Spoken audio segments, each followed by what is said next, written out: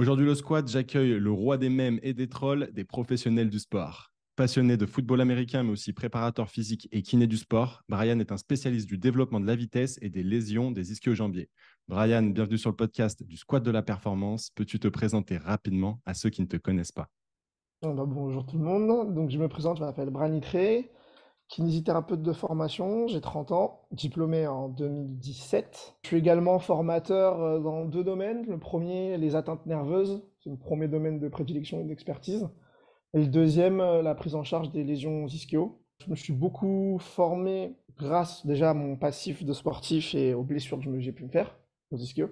À l'athlé également, mais aussi aux patients que j'ai pu avoir qui étaient totalement délaissés ou qui pouvaient avoir des antécédents de récidive sur des mauvaises gestions ou des mauvaises prises en charge. Donc c'est là où j'ai décidé de me former en plus en prépa physique Space Sprint.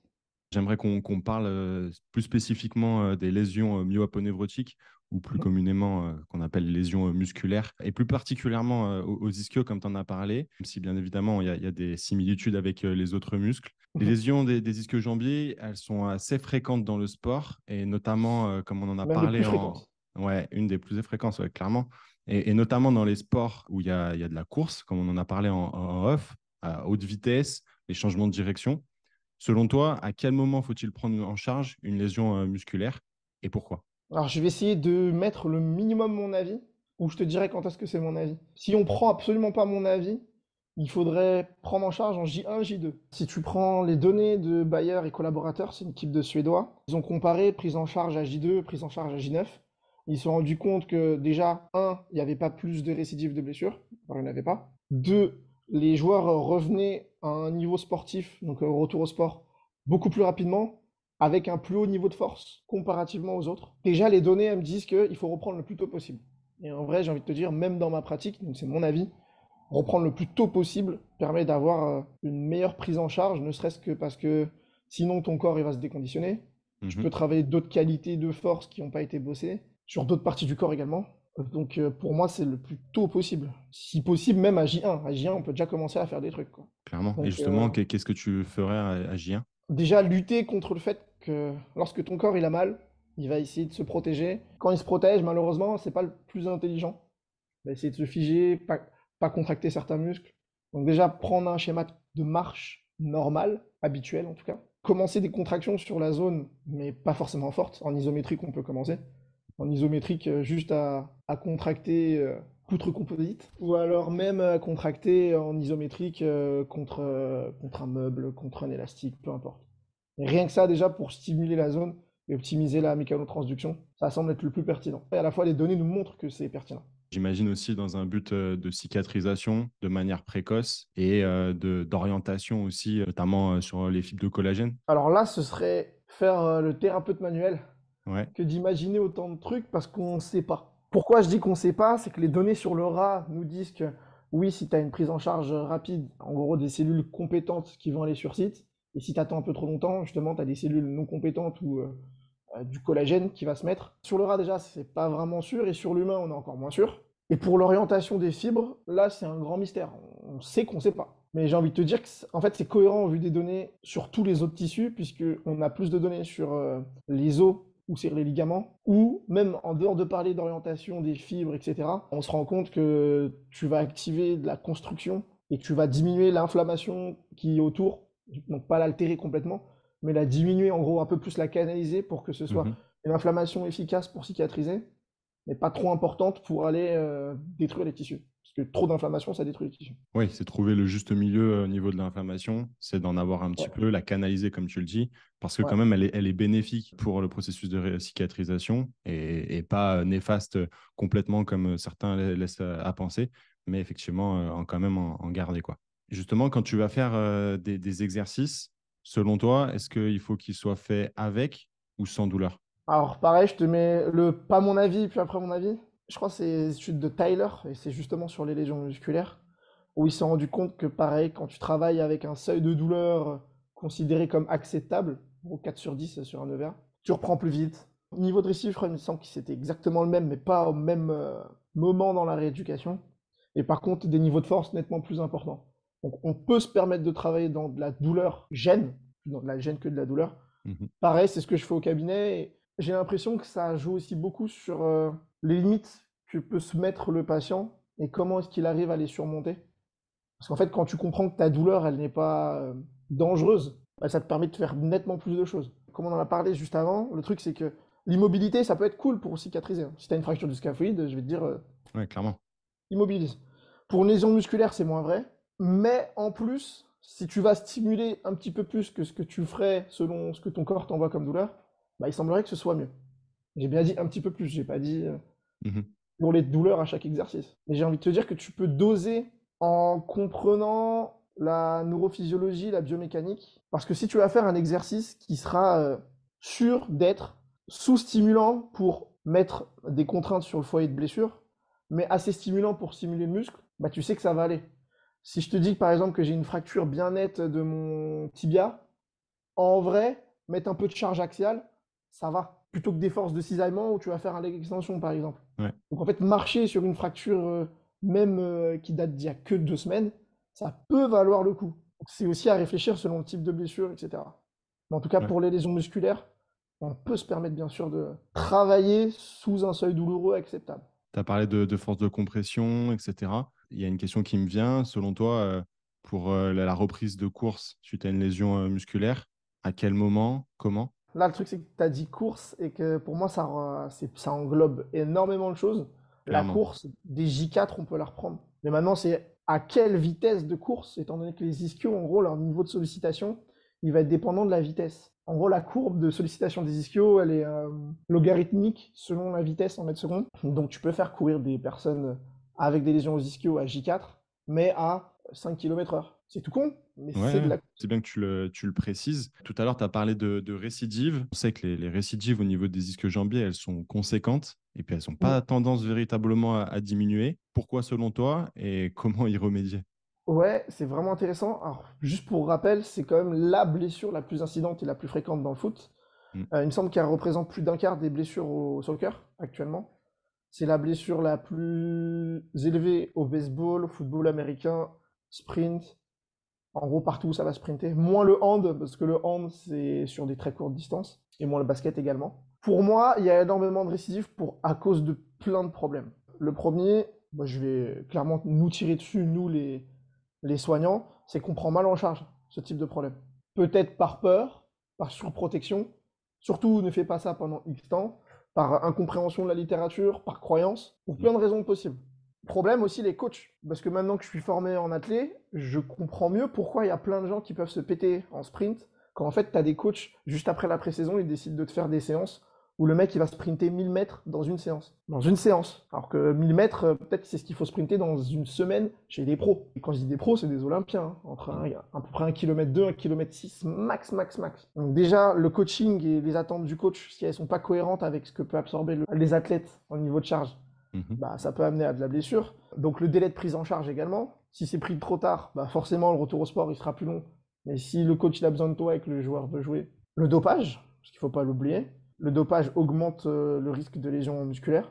Étant donné que tu sens pas la fatigue et tu dis non, c'est bon, je peux faire, bah, bonne chance quand tu as déjà atteint la limite max. Les athlètes aussi, quand ils veulent absolument revenir trop vite. J'ai eu la discussion la semaine dernière avec une coach d'athlé, une prépa, que j'ai pu former sur les ischios, qui est sur Caen, donc Marion, si elle se reconnaît. Elle m'expliquait que bah, le problème là maintenant, c'est comme ces athlètes, ils vont très bien, très vite, au bout de 2 3 semaines, ils ont envie d'arrêter les soins et direct reprendre. Sauf que on sait très bien qu'à 2 3 semaines, c'est prendre énormément de risques si tu veux reprendre. Donc il y a tous ces éléments-là qui rentrent en compte. Ça m'étonne pas qu'il y ait autant de blessures. Et en plus, le pourquoi ça augmente, concrètement, tu as de plus en plus de joueurs très rapides. Tu as plus de joueurs qui courent au-dessus de 35 km/h, ce qui est quoi, un 11 au 100 mètres, actuellement au soccer, qu'il y a 10 ans. Ouais. Donc ça ne m'étonne pas qu'il y ait plus de blessures, étant donné que c'est une blessure qui se fait surtout sur des niveaux de haute vitesse, majoritairement. Ouais. Tu parlais des athlètes qui parfois, bon bah voilà, ils semblent être mieux au bout de 2, 3 semaines et veulent Mhm. reprendre. Est-ce que justement il n'y a pas un problème dans leur vision qui est peut-être un peu trop court-termiste et pas assez long terme au niveau de leur saison, voire de leur carrière? Oui, je suis tout à fait d'accord. Je pense, ça c'est ma croyance, que c'est pas forcément à cause des athlètes, c'est peut-être l'éducation qu'on en fait. Ouais. Parce que j'ai eu cette vision quand j'avais 16 piges et que je m'entraînais 16 à 20 heures de sport par semaine. Et je m'étonne que je me faisais des entorses juste en marchant, une petite fracture de fatigue, un ischio. Mais j'avais pas compris la charge d'entraînement et j'avais pas forcément cette notion de bonne gestion ni de vision sur le long terme. Quand je dis Mm. vision sur le long terme, si je peux avoir un athlète, je dirais pas son nom. Puis les niveaux Europe, monde, je te dis pas quel sport. Et en discutant là ces dernières semaines avec lui, il m'a dit qu'il était prêt à mourir pour son sport. Et le pire, c'est que je peux même pas l'engueuler, c'est que je le comprends. C'est Eh oui. tellement jouissif, c'est tellement bon qu'on se dit qu'on est prêt à tout donner, quitte à mettre sa santé en danger. Des commotions cérébrales, j'en ai eu. Mais en fait, j'ai été vraiment con parce que, à répétition, peut-être que dans 50 ans, je te parlerai plus aussi clairement, quoi. Et pourtant, tu as une bonne diction. Ouais, mais pour l'instant.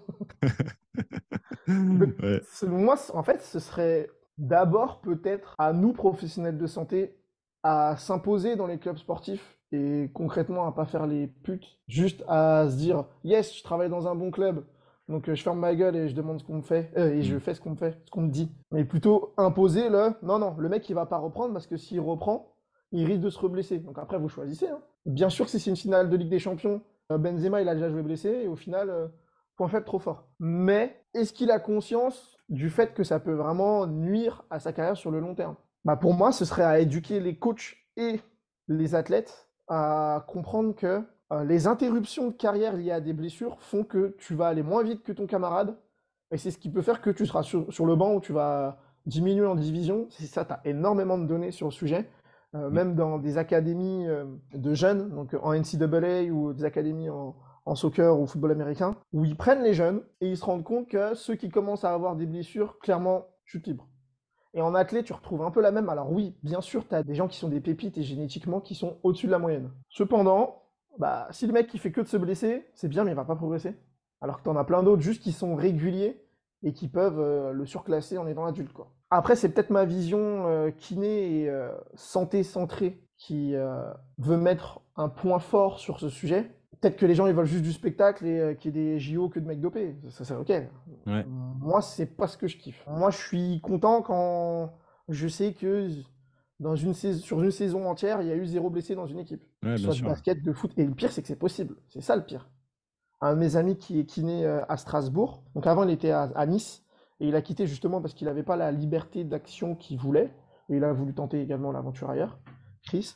Et donc il est allé à Strasbourg, et avec le prépa physique et les médecins, ils sont noués, liés comme ça. Du coup, ils ont carte blanche, et ils ont du monitoring, et ils ont des datas, et ils ont eu un blessé, un seul, sur toute une saison. Donc au basket, c'est incroyable. Surtout quand tu sais qu'il joue des matchs tous les 3 jours. Et cette blessure, bon, bah, c'est un ischio. Voilà, c'est dommage. Ça aurait pu être une cheville parce qu'il tombe sur quelqu'un. Mais en tout cas, blessure sans contact, une seule, c'est incroyable. Oui, c'est solide. Ouais. C'est Ouais. solide, c'est solide. Moi, j'ai fait une saison, la saison dernière, où on a eu très, très peu de blessés sur un pool de 70-80 gamins parce que voilà, j'étais dans une académie. Et clairement, c'est assez jouissif. Mais du coup, on fait d'autres choses. On a une vision beaucoup plus préventive plutôt que curative et à traiter les mecs. Et c'est top parce que, comme tu l'as très bien dit, chez un athlète, quand il commence à se blesser, ça peut être compliqué. Qui plus est, chez un jeune qui a tout approuvé et qui est sur un peu des années charnières, notamment à la période de l'adolescence. Ouais. Tu parlais notamment de Benzema, de certains joueurs qui avaient tendance voilà, à te dire c'est toute ma vie, je pourrais mourir pour ce sport. Finalement, c'est aussi trouver, je pense, ce deal avec l'athlète, le staff, sur le ratio bénéfice-risque, leur dire bon bah voilà, pour nous il y a ça comme risque. On comprend aussi potentiellement des bénéfices. Tu as parlé d'une finale de Ligue des Champions et c'est essayer de trouver un terrain d'entente par rapport à ça, mais c'est pas évident, ouais. Bah, après, c'est pareil. C'est qu'est-ce que comprend l'athlète? Qu'est-ce qu'on a pu lui inculquer? Là, j'ai un exemple tout bête du petit frère d'un ami qui jouait en pro et en centre de formation. Il y a eu un gros problème parce qu'il voulait pas le lâcher alors qu'il avait un contrat avec le Benfica. Puis mauvaise prise en charge d'un point de vue soin, donc se traîne avec des blessures. Donc Mhm. là, clairement, sa carrière est passée de je viens du street et je peux avoir un contrat pro incroyable à ça devient très incertain. Son grand frère voulait que je prenne le temps de parler avec lui, juste lui faire un petit check et discuter avec lui de sa prépa, etc. J'ai quand même pris le temps de discuter avec lui pour lui faire comprendre qu'il n'y a pas de place pour tout le monde. Même si tu es le meilleur, si tu n'arrives pas le bon jour, il n'y aura pas de place pour toi. Donc, Ouais, donne-toi à fond, mais assure tes arrières et peut-être va prendre des cours d'anglais parce que tu auras peut-être des opportunités ailleurs. Essaie de voir dans la formation parce que, imaginons, t'es pas le meilleur joueur, ouais, mais si tu es un excellent coach, bah ça peut vraiment tout changer à ta carrière. Je pense qu'il faut toujours essayer de leur offrir les opportunités de pouvoir rebondir et de s'ouvrir. Et quand je te dis ça, même moi encore, il y a pas longtemps, alors que j'ai 30 ans, j'ai découvert que la France, c'était beau en fait. C'est tout con, mais grâce aux formations qui me font voyager un peu partout, en France, à l'étranger, avant je me disais, je reste autour de chez moi, c'est trop bien. Là, en fait, en janvier, je vais aller travailler en Suisse. Je pense que c'est toujours bien d'ouvrir les perspectives de choix de carrière à ces jeunes et leur faire comprendre que le monde, il est injuste. Si le coach, il t'aime pas ou ce jour-là, en fait, il a pas regardé trop ton match alors que tu as donné ton meilleur match, bah, désolé pour toi, mais en fait, ça passe à la trappe, quoi. Alors, au foot, je sais pas comment c'est, mais par exemple, nous, au football américain, tu as de la vidéo, souvent un sur entraînement et match, et beaucoup de retours vidéo. Du Ouais. coup, en fait, le coach, il peut voir si tu performes, comment tu t'es amélioré ou pas. Le foot, j'ai l'impression que c'est très nouveau qu'on filme les entraînements et que même les matchs soient filmés pour faire des retours dessus. Je sais que Pep Guardiola le fait, mais j'ai pas eu de retour sur d'autres coachs qui le faisaient régulièrement en tout cas. Dans les clubs pro, moi j'étais L'analyse vidéo, ouais. au sein de l'Olympique Lyonnais, il y en avait.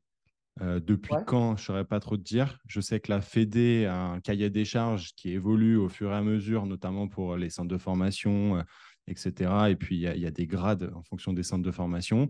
Et d'avoir un analyse vidéo, c'est assez récent. Je ne saurais pas dire depuis quand, mais c'est Mhm. pas forcément. Il y a eu, on va dire, d'avoir un prépa physique, un kiné, un médecin bien avant l'analyse vidéo. Donc après, je saurais pas dire depuis quand c'est en place au sein de la FFF. Ouais.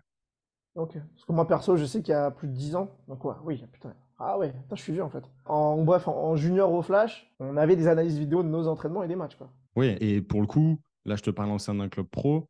Je sais Ouais. que ça se fait de plus en plus dans le monde amateur. Tu connais, ils prennent des stagiaires, mais évidemment que ça, pour le coup, c'est très, très récent. Hmm. Il y avait pas tout ça au préalable. J'aimerais qu'on parle de sprint. Tu en as un petit peu parlé tout à l'heure, notamment sur l'activation des ischio-jambiers. Comment Mhm. finalement savoir si on en fait trop, si on n'en fait pas assez? Et toi, quelle est ta vision sur la planification du sprint? Chez quelqu'un de blessé ou chez quelqu'un de sain?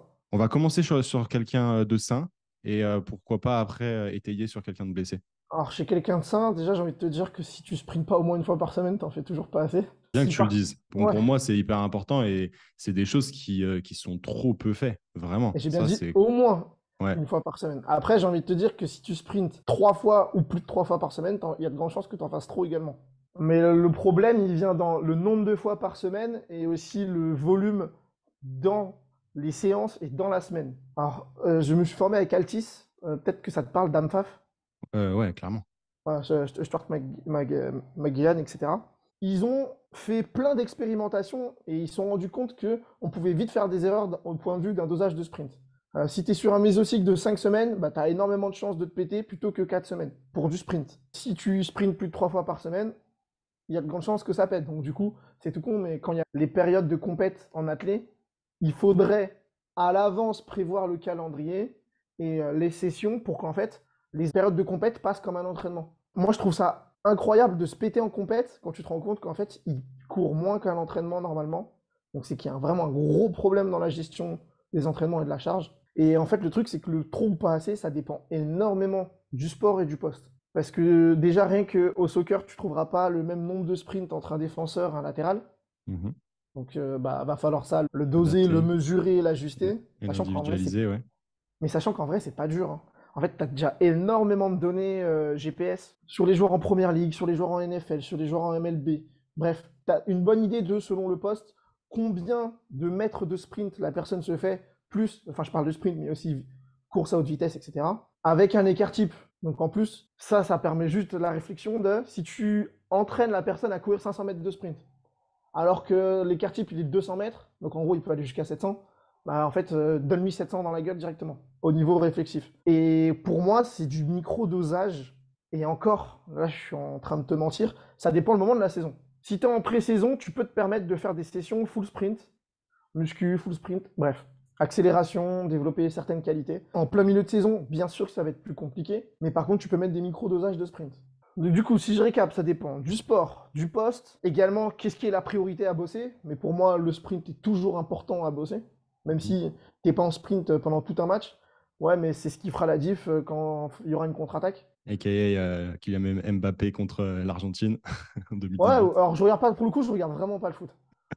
Ok. Mais ouais, ou Erling Haaland, juste parce qu'il y a Ouais. des bons trolls sur lui, donc je le connais. Tous ces éléments font que on peut penser que c'est compliqué, mais quand on a le nez dedans, on se rend compte que c'est plutôt simple à doser. Mais encore faut-il avoir fait l'effort a priori de chercher, comprendre. Donc en fait, ça demande un temps de digestion pour comprendre qu'en fait, plutôt très facile d'implémenter du sprint pour que la personne s'améliore et sans se blesser également. Mais par contre, c'est également extrêmement facile de faire en sorte qu'un joueur y pète. C'est très très très facile de péter un joueur comme Mbappé, comme Haaland parce qu'il court vite, Gareth Bale, Ronaldo. Bref, un joueur rapide, c'est extrêmement facile d'être délétère pour lui. Mais en vrai, c'est aussi simple d'être aidant pour lui et de le rendre plus performant. Si je reprends la coach Marion que je t'ai dit de Caen, Mhm. elle m'a dit, bah ouais, je me suis rendu compte après la formation, il y a certains mecs du 200 mètres qui se sont pétés. Je les avais en charge, on a fait la rééducation comme on avait vu ensemble, etc. Ils ont gagné plus d'une seconde aux 200 mètres. Peut-être qu'il y a des gens, ils se rendent pas compte c'est quoi une seconde aux 200 mètres, mais c'est énorme. Énorme. C'est exactement ce que j'ai eu avec des athlètes. Parfois, c'est une seconde presque aux 100 mètres. C'est du 6 dixièmes facile, etc. Donc, C'est incroyable. oui, en fait, au début, je pensais ça, et maintenant, je me rends compte que non, c'est pas incroyable, en fait. Ce qui me rend triste, c'est que ça veut dire qu'avant, les choses étaient tellement mal faites que les compétences de l'athlète n'étaient pas développées et ne pouvaient pas se développer. Et du coup, chez un joueur blessé, quelle est ta réflexion sur le sprint? Qu'il va falloir leur prendre, que ça va être très individuel, et ça commence par des micro-dosages, mais avant sprint, il faut absolument recourir à haute vitesse, à vitesse moyenne, et recourir. C'est pour ça que reprendre la course très tôt, c'est essentiel dans une lésion des ischios. Sachant que lésion des ischios, c'est pas pareil que lésion du quadri et lésion du mollet. C'est pas forcément les mêmes mécanismes lésionnels. Un mollet, il prend nettement plus de charge en course, tout simplement. Donc en fait, peut-être que la course pour un mollet, il faut un petit peu la mettre plus tard. C'est sûr Mhm. qu'on peut commencer par plein de trucs avant, il y a plein de choses à faire. Donc c'est une progression sur de la vitesse, mais également sur le volume de course. Et ça, en vrai, il y a des algorithmes qui ont déjà été développés enfin, dans la littérature scientifique. Donc j'ai envie de te dire que les gens qui ont même pas envie de réfléchir, ils prennent ces algorithmes-là et ça se passe très très bien. Et j'aimerais savoir ton point de vue sur le fameux Nordic hamstring. Mon point de vue, c'est qu'il est mal compris, et surtout dans ce qu'il permet d'apporter. Au vu de ce que je comprends, alors même que ce sont des kinés de l'équipe de France, il y en a qui disent qu'il est dangereux. Alors j'ai envie de te dire, il est dangereux sur quoi et pour qui? Ouais, moi aussi j'ai froncé les sourcils, mais selon eux, c'est ça qui pose des problèmes aux ischios. Le D'accord. problème, c'est qu'ils font jamais courir les athlètes. Et si tu analyses vraiment très très bien les données sur le Nordic hamstring, donc là je te donne même pas mon avis, en fait il protège. Et il protège énormément, mais il protège quand il est fait vraiment. Et quand je dis qu'il est fait vraiment, c'est que si tu analyses le taux d'observance selon les études, quand l'observance est très basse, il sert absolument à rien. Quand l'observance est haute, donc quand les gens font vraiment le nordique régulièrement, 2 3 fois par semaine, et ils sont même pas obligés de les faire à des hautes doses. Hein. Faire 4 reps, 2 fois 4 reps, ça peut suffire. Ils protègent vraiment. Le truc, c'est que tu as Franco Impelirezzi qui a fait une revue systématique avec méta-analyse qui a contredit celle de Nicole Van Dyke parce que Van Dyke, en gros, il a fait des erreurs stats, il a fait des erreurs dans les études. Du coup, c'est bien qu'il ait mis en avant le fait qu'il ait fait des erreurs. Mhm. Carrément, je savais pas Mais ça. le truc, c'est que si tu n'analyses pas le niveau d'observance, tu te retrouves avec un espèce de gros amas de données où ça te dit bof ou alors ça sert à rien, alors que ça semble protéger et diminuer l'incidence des lésions aux ischio-jambiers. Maintenant, est-ce que ça veut dire que ça protège toutes les personnes avec des lésions aux ischio-jambiers? Absolument pas. Ouais, mais enfin ça c'est aussi des critiques qu'il peut y avoir. Du coup, s'il n'y a pas un taux d'observance, bah, ça représente la réalité, les gens ils veulent pas le faire. Ok, mais on s'est posé la question pourquoi ils veulent pas le faire. Pareil, il y a énormément de données sur le sujet. Ils veulent pas le faire parce que ça donne des courbatures. Alors excuse-moi, mais quand tu es athlète et tu as peur des courbatures, sois pas athlète. Concrètement, arrête. Genre, pleure dans un coin, arrête le sport. Par contre, si le nordique, ça te donne des courbatures, excuse-moi, mais tu fais quoi à la salle? En général, pas grand-chose si tu es un footballeur. C'est pour ça que j'aime pas le foot. J'aime bien. Vas-y. Ensuite, parfois ça peut faire mal au genou, mais de la mousse. Ouais, mais on sait pas que quand le mettre dans les entraînements parce que ça amène à une diminution des performances. Mais en fait, comme tout exercice, quand l'exercice intense il est implémenté, bah oui, tu vas avoir des courbatures et une diminution des performances. Par contre, si tu commences à le mettre en pré-saison, puis tu mets des micro-dosages, toute la saison, on a des données sur ça, bah, ça continue de protéger. Par contre, faut pas oublier qu'en fait, il faut aussi sprinter parce que ça va pas tout protéger, hein. Après, tu as les autres défenseurs de ouais, mais c'est pas fonctionnel. Ça, je pense que c'est ce qui m'énerve le plus parce que ou ils comprennent rien à la biomécanique, ou ils comprennent rien à la mécanotransduction, mais il y a un problème dans la compréhension de quelque chose. C'est quoi un exercice fonctionnel? Et c'est quoi un truc pas fonctionnel? Et depuis quand les trucs pas fonctionnels n'aident pas? On a des données vraiment très solides, hein, sur le Nordic Hamstring.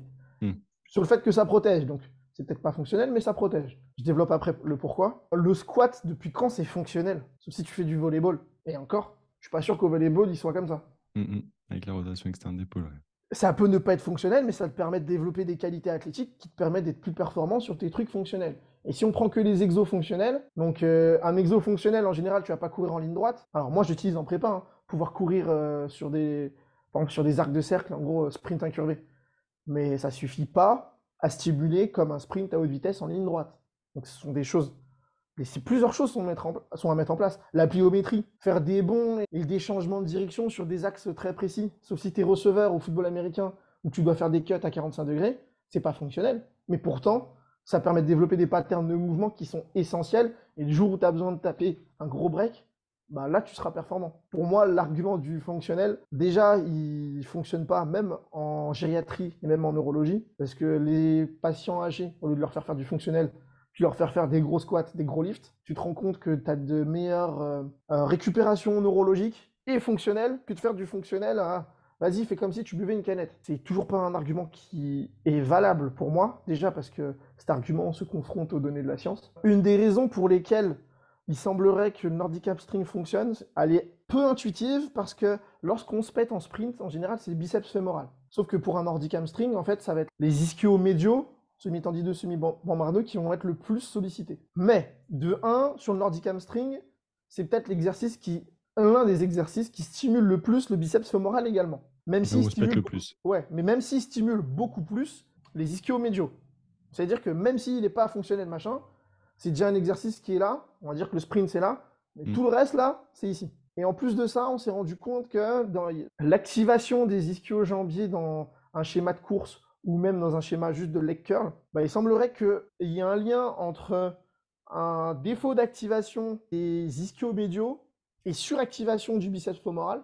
Le but de cet exercice, peut-être, en vrai, j'en sais rien et c'est peu pertinent, mais dans le moyen de réflexion, c'est d'amener les os ischio-jambiers à mieux fonctionner pour pas que le biceps fémoral soit en surcharge. Et ce qui est extrêmement cohérent avec les données qui sortent sur le schéma de sprint, où tu te rends compte que oui, quand tu cours en cycle arrière, tu es peut-être, toujours à mettre des nuances, moi j'ai la croyance que oui, plus à risque de se péter quand tu sprintes en cycle arrière que en sprinter, en full sprint, qui a une bonne posture de course, mais parce que en fait, tu as les mollets qui travaillent un peu moins, les fessiers qui travaillent un peu moins, qui va essayer de mettre plus de charge au niveau de la chaîne postérieure, biceps fémoral. Donc déjà, les données de la littérature nous disent que le nordique, c'est intéressant. Pour moi, il faudrait l'utiliser. Personnellement, j'utilise également dans mes prépas. Donc en fait, mon avis, c'est que c'est un exercice intéressant. Est-ce qu'il permet de protéger tout et tout le monde? Absolument pas. Mais par contre, il y a beaucoup trop de croyances autour qui sont incompréhensibles pour moi. Ouais, je suis d'accord. Et je comprends complètement ton point de vue sur le football et pourquoi tu ne l'aimes pas.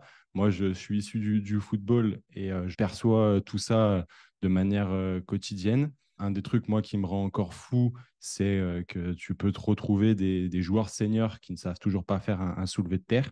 Et le squat, il est un tant soit peu fait, mais souvent avec une technique hasardeuse. Et c'est clairement une de mes missions. C'est vraiment quelque chose qui me tient à cœur parce que je me rends bien compte qu'il y a un gros vide à ce niveau-là. Je pense que ça tend à évoluer progressivement avec certains de nos confrères qui font bien les choses. Tu as parlé de peur de courbature. Et une fois, lors d'une Alors ça, conférence, c'est tu les avais... données en première ligue et même en ligue belge. Ouais, Alors qu'en première c'est ligue, un ils sont truc de fou. considérés comme étant solides. Ben ouais, solide, etc. Non, mais c'est un truc de fou. Mais je pense que c'est très culturel. Et justement, lors d'une conférence, tu avais opposé le no pain, no gain en athlétisme du Hein. cocooning qu'on pouvait avoir dans le football. Quel est justement le juste milieu selon toi et comment le trouver? J'y ai beaucoup réfléchi, je sais pas. En fait, j'ai envie de te dire qu'il faut que les coachs déjà aient notion de quelle charge un athlète va bouffer en match, est censé se bouffer. Et alors que parfois dans le foot, c'est aussi du no pain no gain, hein. Ils vont cavaler pendant des heures Est-ce que Mhm. ça va être intéressant sur les performances? Peut-être sur le cardio ou autre. Mais par contre, du coup, dès qu'il y aura de la vitesse, il sera pas préparé, du coup. Bah, pour moi, le truc, c'est que les coachs, ils doivent être également limite prépa physique. Les prépas physiques, ils doivent être limite kiné. Les kinés, ils doivent être limite prépa physique. Il faudrait que tout le monde ait des compétences qui se chevauchent pour comprendre quelle devrait être la bonne dose. Et sachant que c'est très très très individuel. Je vais donner un exemple tout bête, un combattant que j'ai eu du NR Fight à Maille, qui s'était blessé à l'ischio sur un étirement. Enfin, il a glissé, hop, il s'est pété l'ischio. Ok. Sauf que il s'était fait le mollet avant et il s'était refait le mollet avant. Donc du coup, prise en charge, on fait tout carré, il se sent super fort. Avant, il avait peur des soulevés de terre lourds. Là, autant dire que maintenant, il les a mis dans sa prog et il en est content. Mais si j'avais juste fait des exercices et rentre chez toi, selon moi, mon travail aurait été totalement incomplet. C'est pour ça qu'on a pris le temps ensemble de comprendre comment ça se fait que tu te blesses autant alors que tu es jeune et sur des choses en plus qui sont en lien avec des blessures sans contact. C'est pas tu t'es blessé parce que t'as un mec de 100 kilos, il t'a mis une clé de genou. Tu Mhm. t'es blessé solo. Et en fait, là, ensemble, on a pris le temps. Je pense, il me semble qu'on a pris 1 heure à analyser quand est-ce qu'il se blessait en général. Et on a pu dégager qu'en général, il se blessait après le jour qui suivait un jour de fort sparring. En gros, sparring, il était épuisé. Le lendemain, c'était un truc à haute intensité, il se blessait également. Et déjà, d'avoir observé ça, on s'est dit, bah, tu sais quoi, essaye de mieux répartir ta charge de travail dans la semaine. Il Avoir se une blesse plus. certaine oscillation au final au niveau de ta Ouais, mais il se charge. blesse plus. Alors peut-être que juste on a fait du très bon travail en rééduc. Je pense pas que ce soit suffisant. Si je te prends 2 exemples, j'ai déjà eu des karatékas niveau France en kata, avec une tendinopathie hardcore au niveau du tendon d'Achille. On lui a dit que c'était chronique, elle allait pas s'en sortir, etc. Je pense que tu es au courant, dans les tendinopathies, on dit qu'il faut faire des exercices. Je suis pas forcément d'accord, parce qu'avec elle, pareil, elle faisait des exercices, ça allait pas forcément. On a repris le temps, donc c'était un collègue qui l'avait, je l'ai pris en charge parce qu'il était en congé. On a juste décidé de voir quand est-ce que c'était le pire, comment est-ce que sa semaine est planifiée. Et en fait, c'était pire à chaque fois après les entraînements équipe de France. Parce qu'en fait, son niveau d'effort, c'était tac, là, elle donnait les cours, équipe de France, et après, elle flambait pour le reste de la semaine. Je lui ai dit de venir en retard 15 minutes et de repartir 15 minutes plus tôt, d'augmenter la charge sur le reste de la semaine. Oui, on a quand même fait des exercices. Mais en fait, rien que faire ses katas à dose mieux contrôlée, je pense, a été le facteur le plus important. Parce qu'elle faisait des exercices également avec mon collègue. Oui, même si je chargeais plus les exos, elle en faisait. Donc le bon dosage, c'est aussi avec l'athlète voir quand est-ce que c'est trop pour lui, quoi. Parce qu'on Mhm. n'est pas tous égaux. Ouais, Globalement, bien, même si, bien même si je comprendre. me dope, je courrais pas comme Usain Bolt, hein. Il est Ouais, sûrement dopé lui aussi, mais et puis bien comprendre le planning personnel et professionnel de nos athlètes. Je pense que ça, c'est hyper important dans nos bilans. Ouais. bien sûr, parce que le dosage, le bon dosage, il peut devenir mauvais, alors que le dosage, c'est le même. Mais parce que, en fait, t'as un enfant, donc tu dors plus la nuit. Mm. Et donc, le bon dosage normal, bah, c'est plus le bon dosage. Pour moi, ce sont des choses à voir avec les athlètes. Et si possible, moi, quand je les ai en prépa, je leur dis, les gars, vous n'êtes pas obligés de terminer les séances. Alors, déjà, en général, en pré-saison, c'est, je vais te mettre des trucs plus durs que ce que tu fais habituellement. Mais, quand je dis plus dur, c'est pas dur pour rien. Ça va être plus dur sur des exos, tu vas souffrir dans tes muscles. Donc, je vais pas te péter un ischio. Quand on est sur des phases de sprint, si tu respectes le bon dosage. Fin de séance, tu fais des gammes, tu fais des dribbles, tu fais des choses qui peuvent être sous-maximales pour tes ischios. Mais Mm. quand tu es à un effort maximal, c'est maximal. Par contre, il y a toujours une séance B. Si tu n'arrives pas et si tu ne peux pas faire la séance parce que tu n'as pas dormi la nuit d'avant, parce que tu es très short sur ton planning, donc tu peux pas prendre 1 heure et demie de séance, il faut que tu raccourcisses tout. Sauf que moi, j'ai pas envie que tu coupes sur tes temps de repos, parce que les temps de repos sont importants quand tu mets du sprint.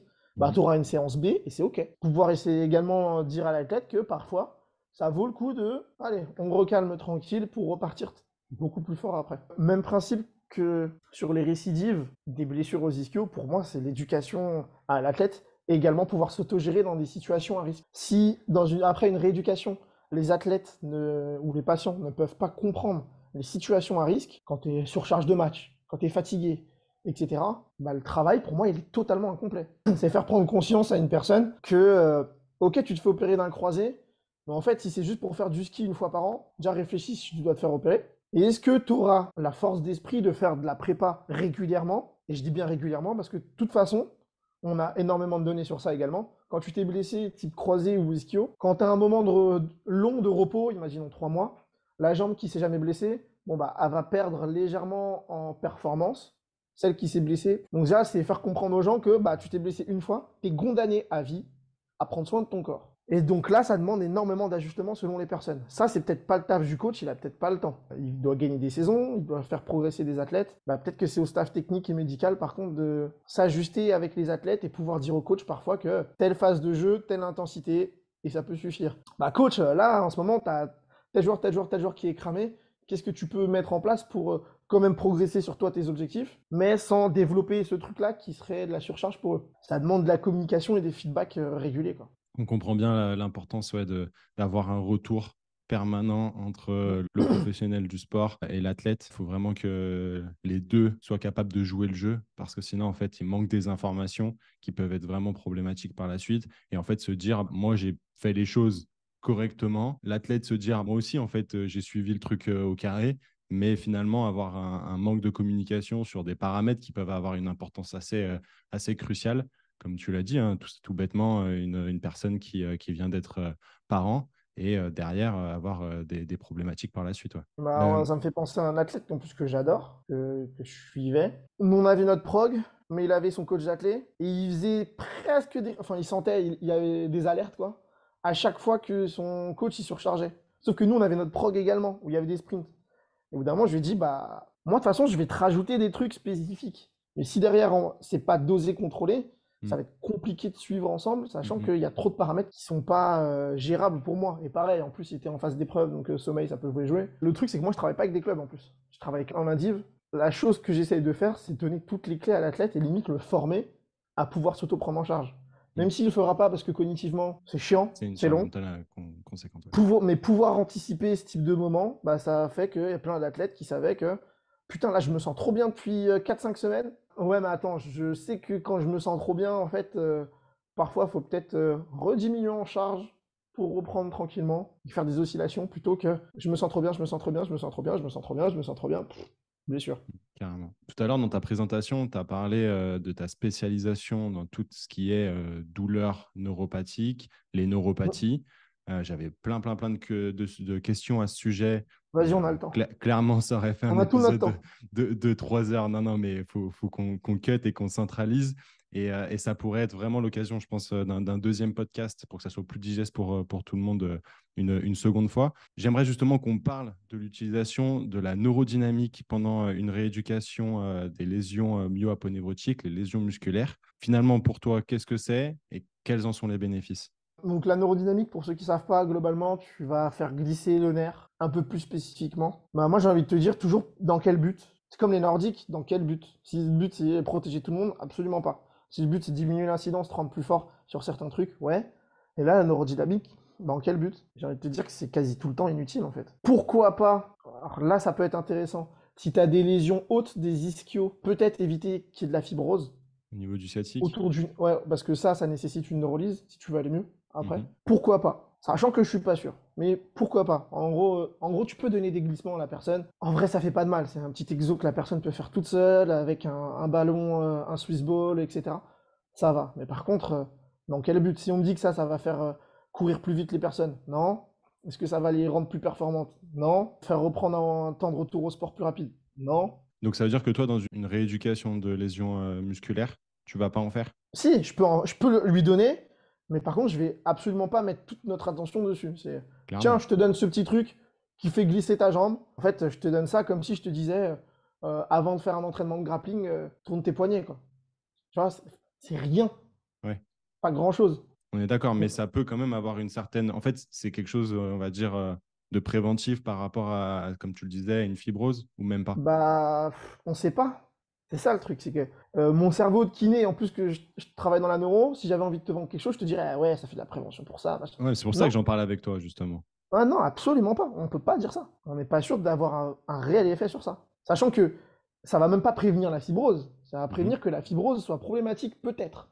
mhm. Et ce sont deux choses différentes. La fibrose, de toute façon, elle est là tout le temps. Dès qu'il y a une blessure, il y a de la fibrose. Maintenant, quel est l'impact de la fibrose sur mon tissu? C'est ça surtout la question. Et si le but c'est d'être plus souple, parce que pour le coup on s'est rendu compte que les athlètes qui faisaient des neuroglissements gagnaient plus en souplesse que les autres, que ceux qui font des étirements statiques. Sauf que, oui, est-ce qu'il n'y a pas quelque chose de meilleur encore? Bah si, il y a quelque chose de meilleur. Faire des exercices en fin d'amplitude, et ça tu peux le mettre très tôt dans la rééducation. Je sais pas si ça te parle le protocole d'Askling. Bien sûr. Extender, diver oula, et Le glider. glider. Bah ça fait des exos en fin d'amplitude. C'est plus intéressant, surtout que tu as la phase excentrique en fin d'amplitude. Donc si tu veux vraiment jouer sur tes fibres musculaires, là ça joue. Tes glissements de nerfs, ils le font également. Tu es dans des positions extrêmes. Pourquoi se casser le cul à faire des mouvements spécifiques de nerfs quand tu fais des exos qui font exactement la même chose et plus? Et c'est marrant en fait que tu en parles parce que j'ai eu pas mal d'étudiants que j'ai pu avoir en stage qui disaient, mais en fait, tu formes en neuro, mais tu fais très peu de neurodynamique. Bah ouais, parce que c'est très peu pertinent. Ça dépend du sous-groupe de personnes que tu as sous la main. Et tu as pareil plein de données qui te permettent de dire c'est peut-être plus intéressant pour ce sous-groupe plutôt que ce sous-groupe.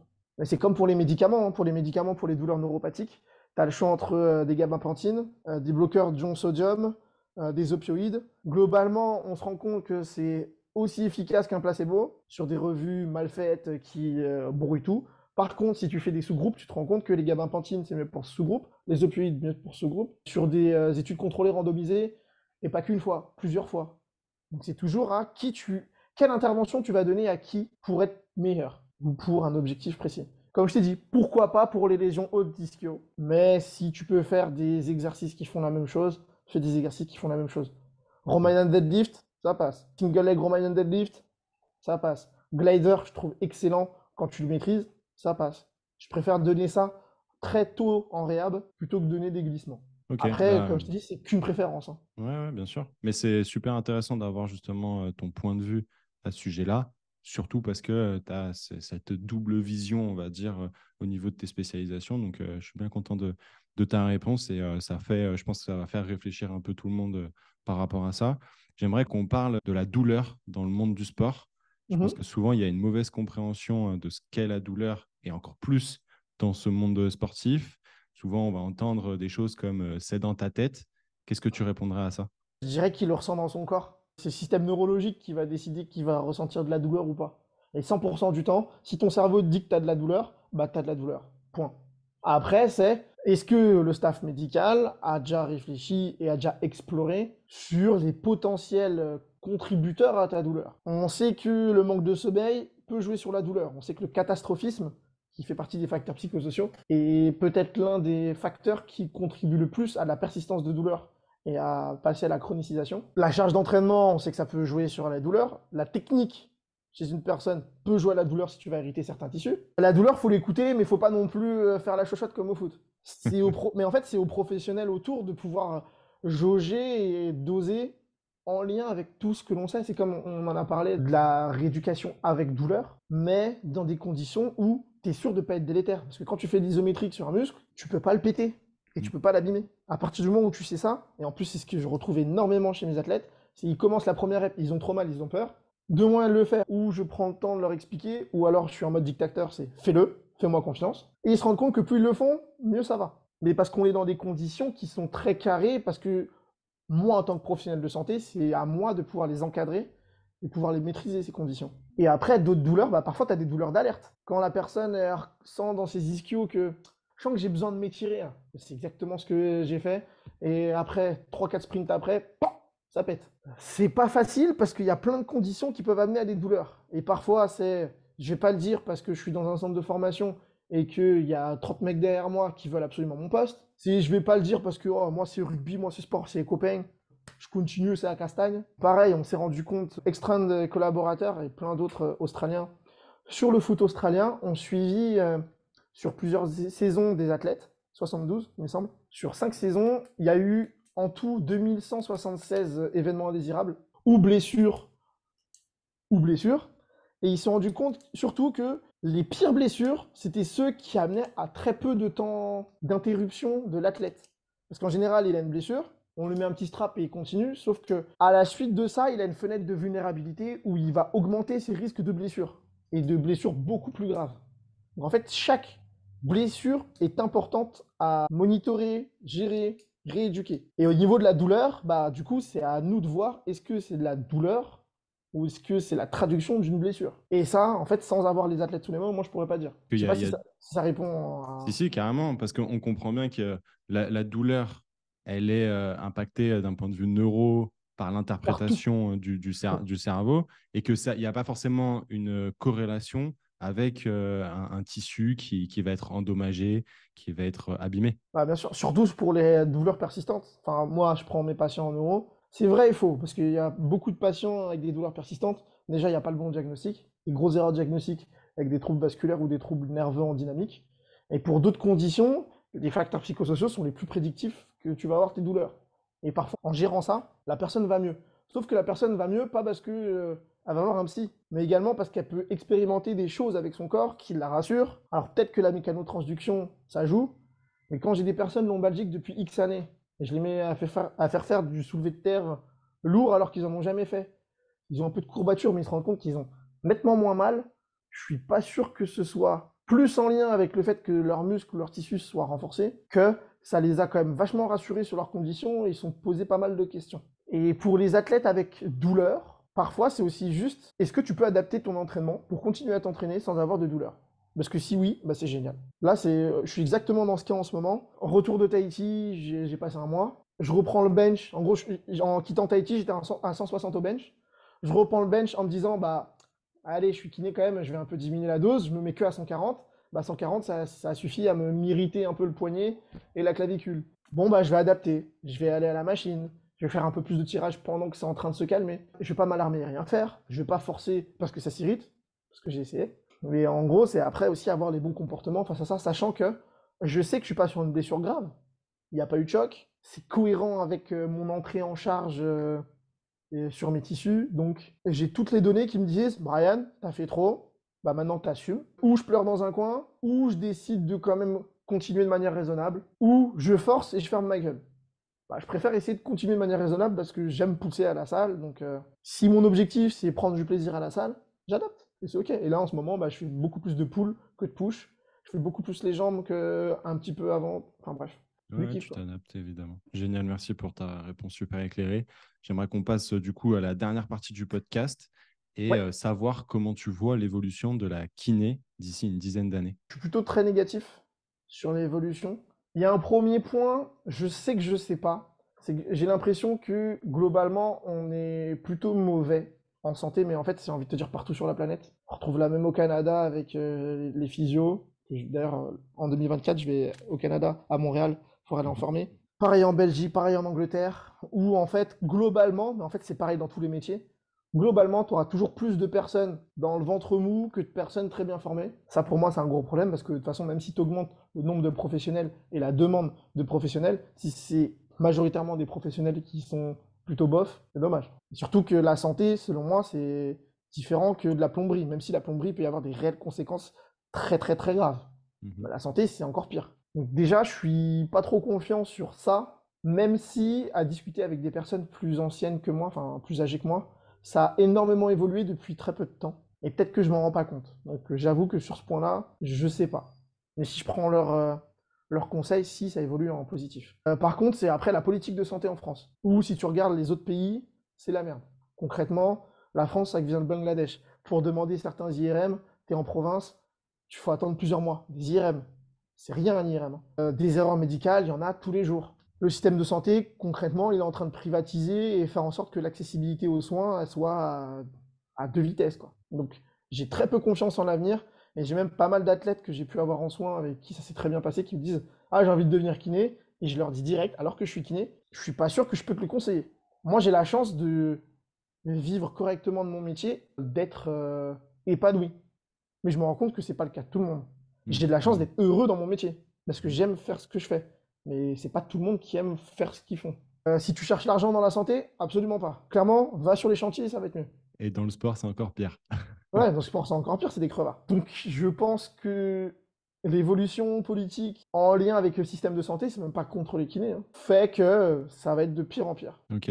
Et malgré que tu sois formateur et que tu remplisses plus que correctement tes formations, ça indique quand même une certaine volonté d'aller de l'avant Ah, de mais la c'est quel part de... pourcentage? Et est-ce que je remplis pour les bonnes raisons? Est-ce que je remplis parce que c'est vraiment bien ou est-ce que je remplis parce qu'il y a de la hype? Même si, bon, bah, j'essaie de faire un truc carré.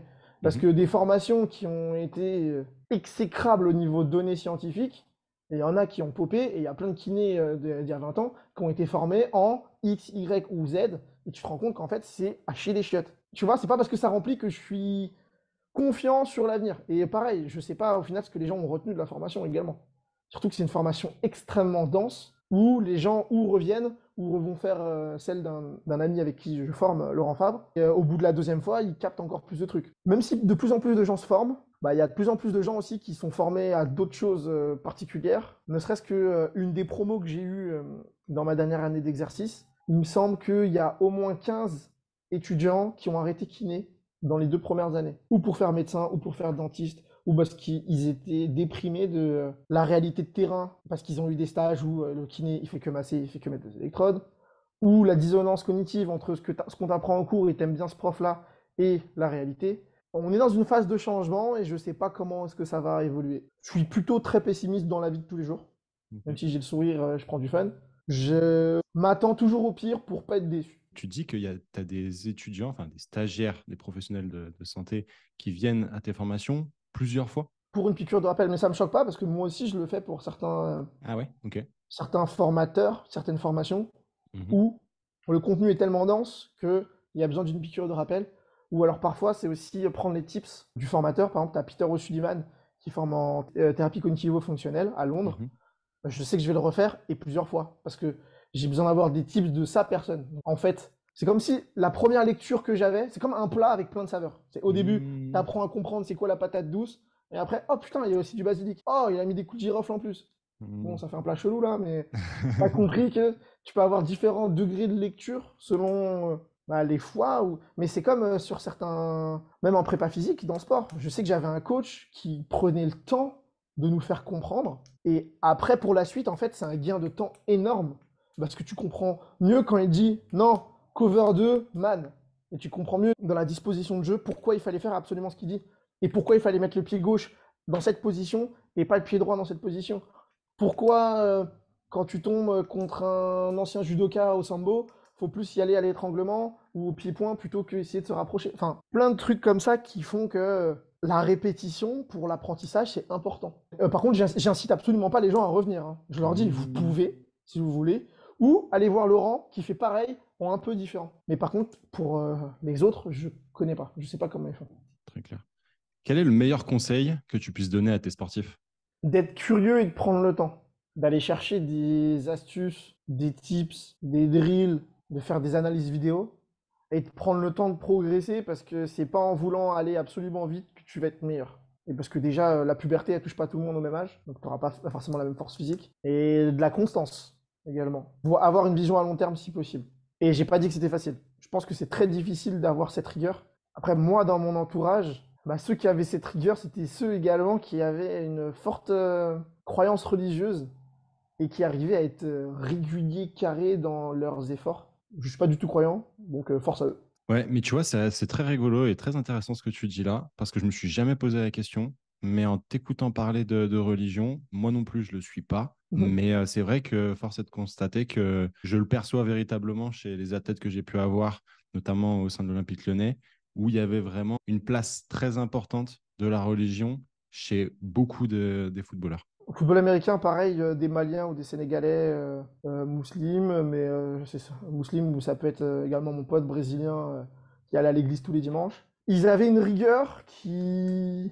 Bah, un Comorien aussi, musulman, bah, Wadji Saïd, si jamais il entend ça, il se reconnaît. Une rigueur qui me semblait remarquable et que j'applaudis fortement. J'aurais jamais pu être athlète de haut niveau. Je buvais, j'allais en soirée, je voulais faire trop fort, trop vite. Par contre, je pense que j'aurais pu. Mais après, c'est pas l'axe que je me suis donné. J'aurais peut-être pu, je pense, développer dans le coaching analyse vidéo. C'est quelque chose qui me plaît vraiment. Mais de toute façon, je suis professionnel de santé et je crois que je préfère beaucoup plus ça. Je Ok. préfère beaucoup plus mes patients neuro que mes athlètes. Ok, super. Mais c'est vrai que je pense que c'est un axe assez important qui n'est pas à prendre isolément. Il y a plein d'autres facteurs qui rentrent en compte, mais sur la performance sportive, c'est clairement, comme tu l'as dit, cette rigueur, cette discipline et qui peut être liée aussi souvent à une maturité assez précoce de la part des athlètes. Est-ce que tu aurais un livre, un podcast, un documentaire, ou voire même un film à nous conseiller? Podcast, passé et performance. Je pense que tu connais. Smith Non. Q. Non? Pas du tout. Pas du tout. Ok, Non, mais bah, je t'enverrai. génial. Merci pour la reco. Ouais. Ouais, que j'aime beaucoup. Ils prennent beaucoup de doctorants en sport ou des strength and conditioning coach en Yeah. NCAA souvent, Mhm. qui ont leur domaine d'expertise également et qui parlent de sujets pointus. Et moi, ça me parle parce que c'est beaucoup autour du sprint et du développement des qualités de vitesse dans les sports co, donc ça me parle énormément. Alors malheureusement, je lis pas assez de livres. Enfin, je lis énormément d'articles et je lis très peu de livres. Mais je lis très peu de livres parce que je lis énormément d'articles. En gros, je lis les sources principales Tu, directement. tu prends ouais, la chose à la source et Ouais, t'attends pas 10 ou 15 ans avant qu'il y en ait un qui regroupe tout ça. Et ouais. Ou alors, par exemple, j'ai lu Joel Smith, Speed Strength. ouais, lourd. Le livre de Morin, je l'ai pas lu entièrement, trop dense et c'est trop dans d'évaluation de labo. Pour moi, actuellement, sachant que ça peut changer pour dans 10 ans, quand en Suisse, j'ai un labo. Une vidéo, alors que j'aime pas le foot, hein, mais pour tous les footeux. Je sais pas si tu l'as vu, la vidéo de Samir Nasri avec Zach Nani, son Non. interview. Elle est Ah, incroyable, si, bien sûr.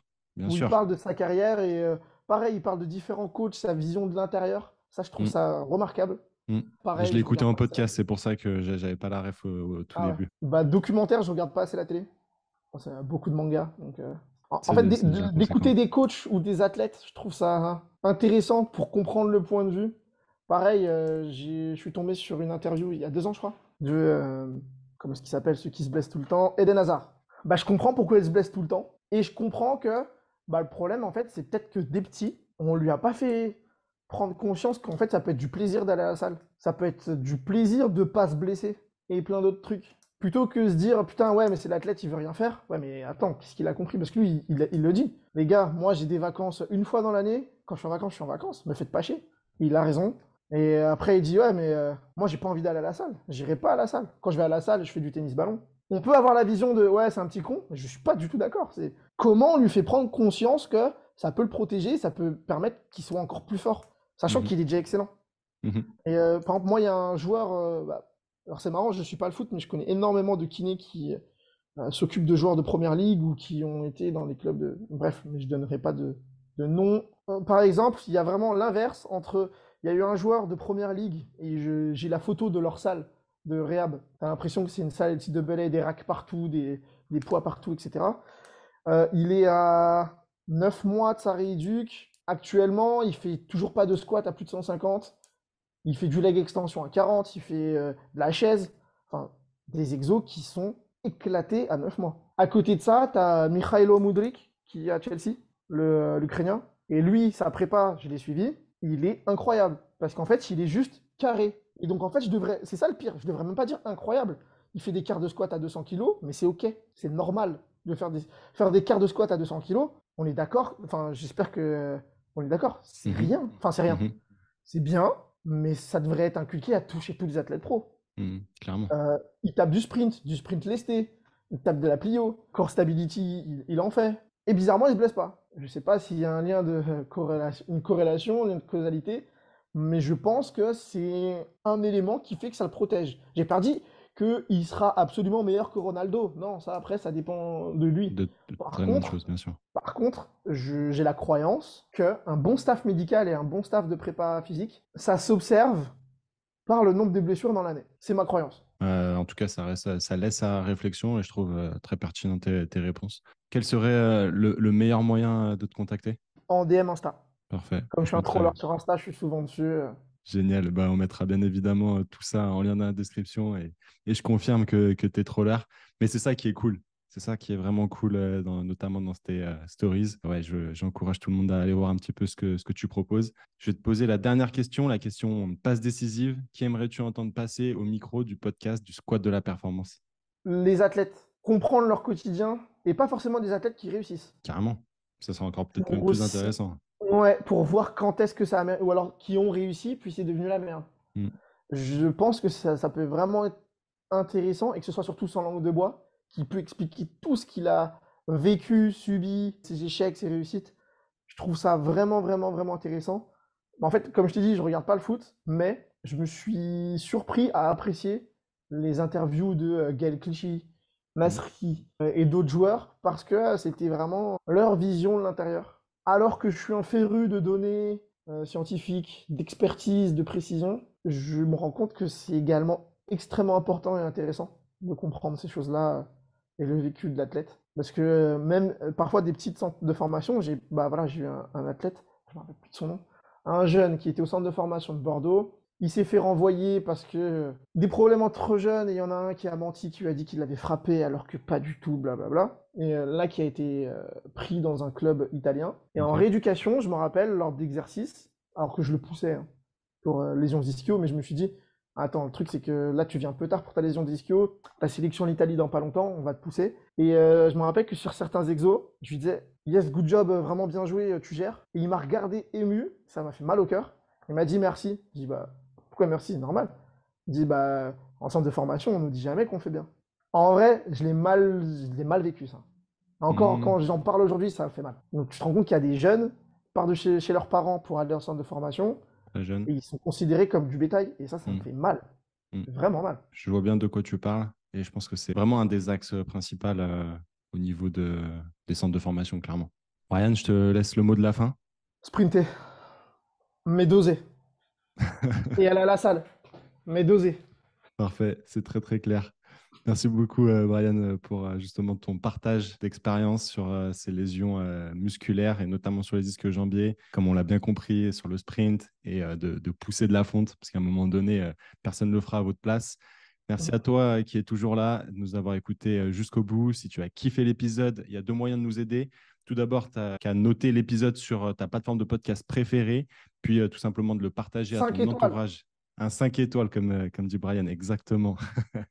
Puis partage-le à ton entourage sportif pour qu'il puisse profiter des conseils de Brian. Mais surtout, n'oublie pas de t'abonner au Squad de la Performance sur YouTube et ta plateforme de podcast préférée. Nous, on se retrouve mercredi prochain, 18h. D'ici là, je te souhaite de prendre un maximum de plaisir dans ton sport. Force!